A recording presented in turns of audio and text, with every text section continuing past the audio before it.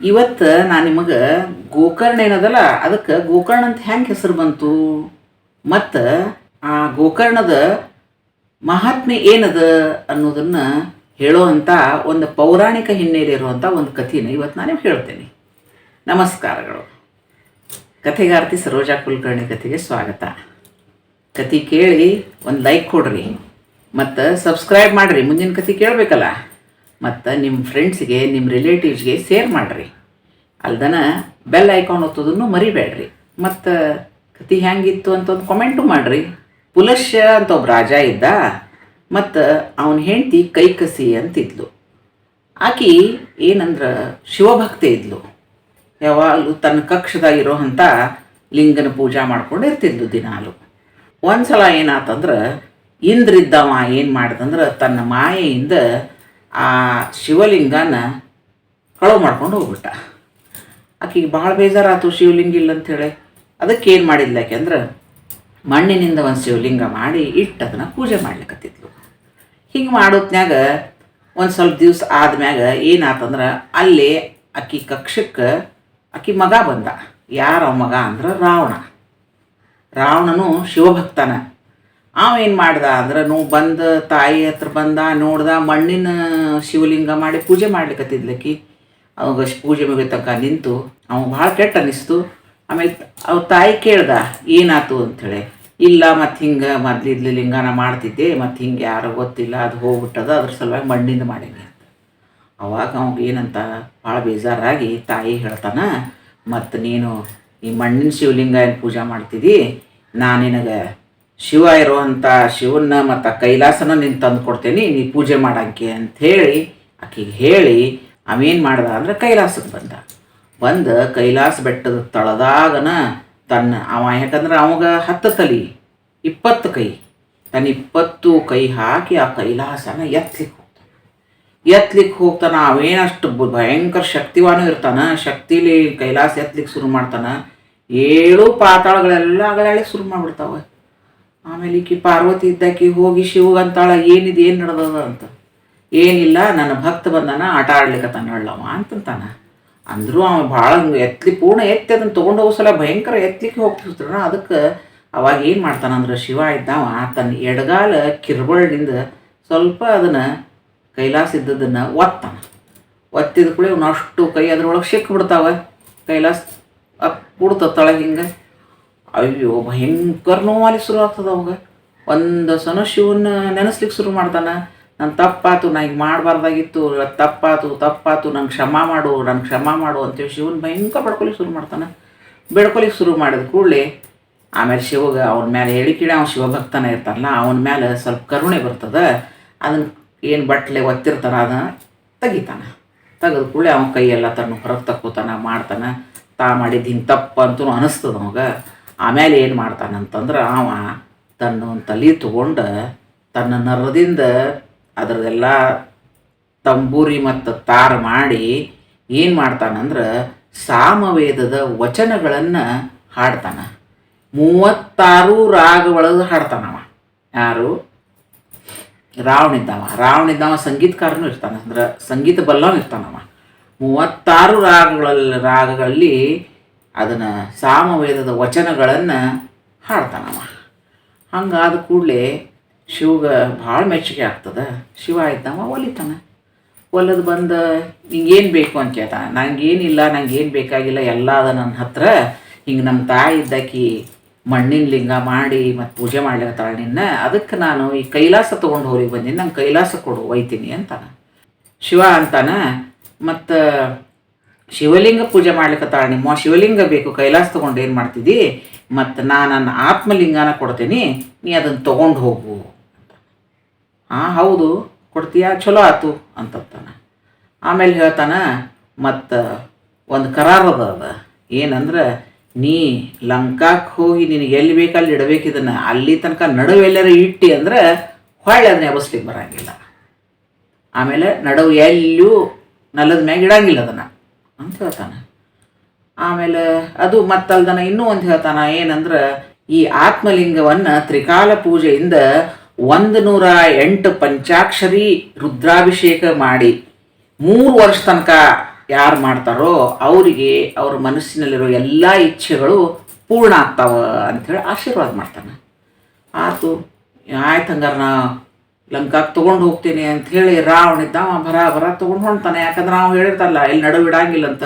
ಹಂಗಾರೆ ಸಂಜೆ ಆಗೋದ್ರಾಗ ಒಯ್ದು ಇದನ್ನು ಲಂಕಾದಾಗ ಒಯ್ದು ಇಟ್ರಾತು, ನಮ್ಮ ತಾಯಿಗೆ ಒಯ್ದು ಕೊಟ್ರಾತು ಇಟ್ರಾತು ಅಂತ ಹೊಳ್ಳಿಕ್ಕೆ ಶುರು ಮಾಡ್ತಾನೆ. ಅದನ್ನೆಲ್ಲ ನಾರದ್ ನೋಡ್ತಿರ್ತಾನೆ. ಅವ್ನು ನಾರದಿದ್ದಾವ ಏನು ಮಾಡ್ತಾನಂತಂದ್ರೆ ಹೋಗಿ ಇಂದ್ರ ಹೇಳ್ತಾನೆ ಎಲ್ಲೇ ಅಮರಾವತಿಗೆ. ಮತ್ತು ಹಿಂಗೆ ಅವ ನೋಡಿದ್ರೆ ಶಿವನ ಆತ್ಮಲಿಂಗನ ತೊಗೊಂಡು ಹೊಂಟಾನ.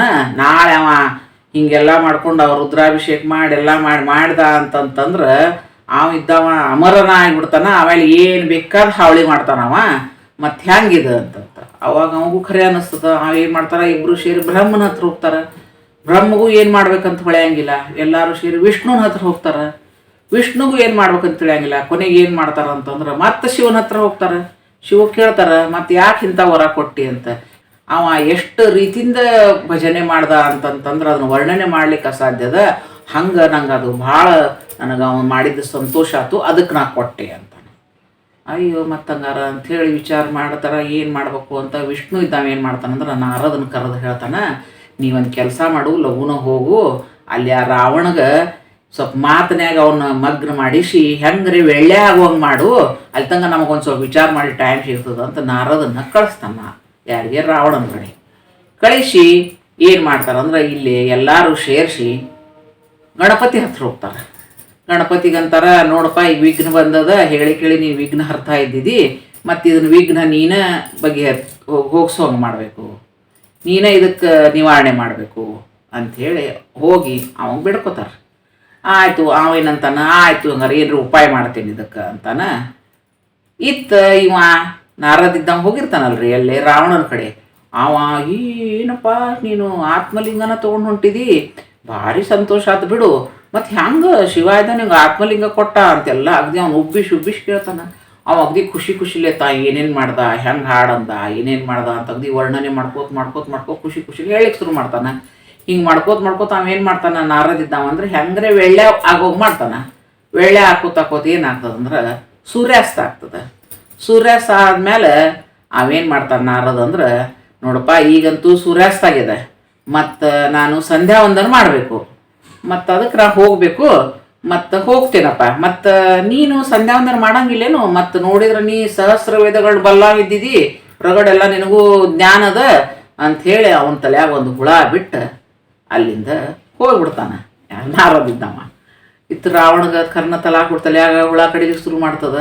ಹೌದಲ್ಲ, ಸಂಧ್ಯಾ ವಂದನ ಮಾಡಬೇಕು, ಸೂರ್ಯಾಸ್ತರೇ ಆಯ್ತು, ಏನು ಮಾಡಬೇಕು, ಯಾಕಂದ್ರೆ ಲಿಂಗನ್ನ ನೆಲದ ಮ್ಯಾಗೆ ಎಲ್ಲಿಡೋ ಹಂಗಿಲ್ಲ ಅಂಥೇಳಿ ಆ ಕಡೆ ಈ ಕಡೆ ನೋಡ್ತಿರ್ತಾನ. ಅಲ್ಲೇ ಸಮುದ್ರ ದಂಡಿ ಒಳಗೆ ಇವು ಗಣಪಿದ್ದಾವ ಏನು ಮಾಡಿರ್ತಾರಂದ್ರೆ ಸಣ್ಣ ಒಂದು ಹುಡುಗನ ವೇಷ ತೊಗೊಂಡು ಅಲ್ಲೇ ಹಂಗೆ ಅಡ್ಡಾಡ್ತಿರ್ತಾನೆ. ಆಟ ಆಡೋದತಿ ಮಾಡ್ಕೋತ ಅಡ್ಡಾಡ್ತಿರ್ತಾನೆ. ಅಲ್ಲಿ ಹೋಗ್ತಾನೆ, ಅವನು ನೋಡ್ತಾನೆ, ಸಣ್ಣ ಹುಡುಗಿದ್ದಾನ, ಇವಾಗೇನು ಅಂತದ ಜ್ಞಾನ ಇರ್ತದ, ಇರುವಲ್ಲಿ ಯಾಕೆ ಹಿಡ್ಕೊಂಡು ನಿಂದಿರ್ತಾನೆ ಹೇಳಿದ್ರು ಅಂಥೇಳಿ ಹೋಗಿ, ಮತ್ತು ಏನಿಲ್ಲ ಸಂಧ್ಯಾ ವಂದನ ಮಾಡೋ ತನಕ ಒಂದು ಸ್ವಲ್ಪ ಹೊತ್ತು ನೀ ಇದು ಲಿಂಗ ಹಿಡ್ಕೊಂಡು ನಿಂದರು ಅಂತ ಹೇಳ್ತಾನೆ.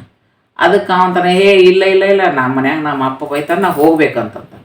ಇಲ್ಲ ಏನಾಗಂಗಿಲ್ಲ, ಸ್ವಲ್ಪ ಹೊತ್ತು ನಾ ಬರ್ತೀನಿ, ನೀ ಹಿಡ್ಕೋ ಅಂತ ಅವ್ನ ಅಗ್ದಿ ಭಾಳ ತಿಳಿಸಿ ಹೇಳಿ ಹ್ಞೂ ಅನ್ನಿಸ್ತಾನೆ. ಅವನು ಹ್ಞೂ ಅನಿಸಿ ಅವನ ಕೈಯಾಗ ಕೊಡ್ತಾನೆ ಲಿಂಗ ಅಂತಾನ.